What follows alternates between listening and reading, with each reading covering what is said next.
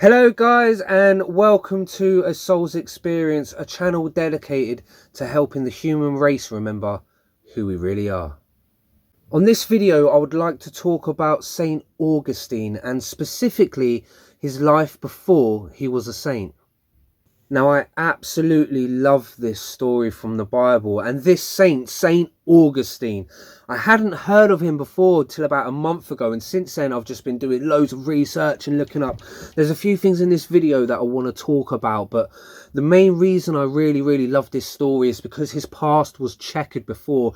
He was no saint, believe me baby. He was running around, he was causing mischief, he was getting people pregnant out of wedlock, he was the town drunk, boozing it up down the pub, boozing it up down the bars, running around with people's wives, and that was just on a Monday, baby. But me personally, I could really relate to this guy, and I think that's why I love this story, because I think so many young men are born into circumstances that they can't control, like poverty, gangs in their area, violence in their area, lack of opportunity. And when you're born into areas and into opportunities that are lacking, and all that is left around you is potentially crime and violence, how could it specifically be your fault if you're already born into the turmoil? Should you really be carrying around a load of guilt in your chest and in your heart?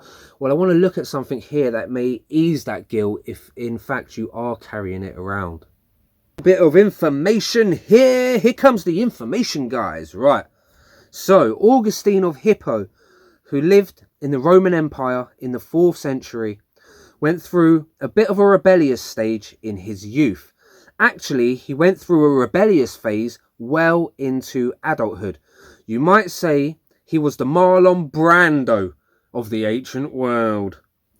His indiscretions were so abundant that later in life, after he'd seen the error of his ways, he managed to fill a whole book called Confessions with the sordid details of his behaviour. Now that's a book I wouldn't mind reading. Now, Confessions was the first of its kind, a tell-all, no-holds-barred celebrity account of hidden secrets and life lessons that teeters of the edge of TMI. So that goes to show that Augustine of Hippo was a naughty boy, running around causing all kinds of problems. But, and there is a but. So, right, he's running around, he's getting drunk, he's getting people pregnant, he's causing all these problems, he's unconscious, he's blind to the fact he has a soul, a higher self, God, the divine. He is not a holy man. He is not someone who you would associate with spirituality, the church, religion, or peace or love or any kind of this stuff, man. But what happened was he was walking along, Augustine was walking along, and he heard a little girl singing, and it just caught him. And he listened to what the girl was singing. She was actually singing a verse from the Bible.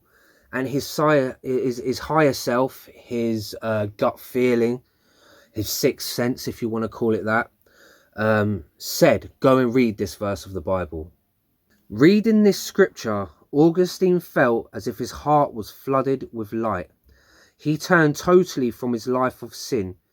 He was baptized by Ambrose during the Easter Virgil, April 24th, 387. His friend Apilius and his son Adidatus were baptized at the same time. Later, reflecting on this experience, Augustine wrote his famous prayer, "You have made us for yourself, Lord, and our hearts are restless until they rest in you." He went on to become a powerful influence on the spiritual and technology of the Christian church. So something genuinely happened to Augustine of Hippo there, where he had an awakening, what we would call now an awakening, seeing the light. That spiritual awakening that shakes up the foundation of your ego and who you are. It breaks you down to want to rebuild you in the image of the divine and the Lord. And that's the truth. And that's what happened to Augustine here. So to go from drinking, causing trouble, getting people pregnant, running around being promiscuous, to wanting to do the Lord's work, wanting to help people, live clean and sober, look after this temple that holds the divine in every cell of your body. This is what happened to me, people. This was the exact same thing, and I did not know this. It happened to Augustine at 33 years old. I was 34 when I had my awakening, when I quit the alcohol. I'm actually 10 months sober now, but you know, in the process, it took about two and a half years to really start knocking down them walls, them comfort blankets that I had. But what I got from this video is that it's never too late. All that guilt that I was holding on to, you know, like I couldn't have changed this in the past, I couldn't have changed this, but could I have reacted different? Could I have reacted different? It's actually a common theme, just like Augustine. Just like Augustine, it's a common theme that souls choose to go into the darkness first. It's part of their soul plan to choose to have that troubled life first, to see how far in the darkness can they go, and then can they find the light and claw their way back out of the darkness and into the light. That's the whole game. That's the whole theme of that life. And it made so much sense to me that I was put into the care system. I was put without any parents. I was put with a parent that was alcoholic and who died when I was 14. I went onto the streets. I went into prison. My life was constructed in this negative way that I couldn't seem to escape out of it, even if I tried. Now, sober, married, 4 children, beautiful life, studying the martial arts, doing really well in that, purple belt in that, going for my black belt so I can now teach the martial arts. So my life is complete, got my driving license, you know, completely clean and sober, looking after my body, you know, so it's completely, my life completely from homelessness and addiction and prison and violence to clean living, marriage, children, family. That happened in the space of a few years, and that was because of the Lord. That was because of the divine. That is because I realized we're eternal souls. We live forever, and if you know better, it's time to start doing better. But it does not mean that I have to feel guilty for my past that I had. I do not have to carry that guilt anymore.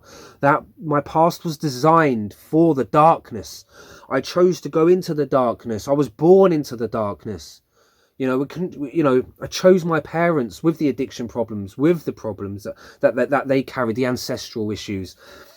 And I've clawed my way out of the darkness and into the light, and I'm still trying. I'm still human, so I still make mistakes. Every day I at least once have a negative thought about someone or something. I snap out of it, but there we go, we're human, right?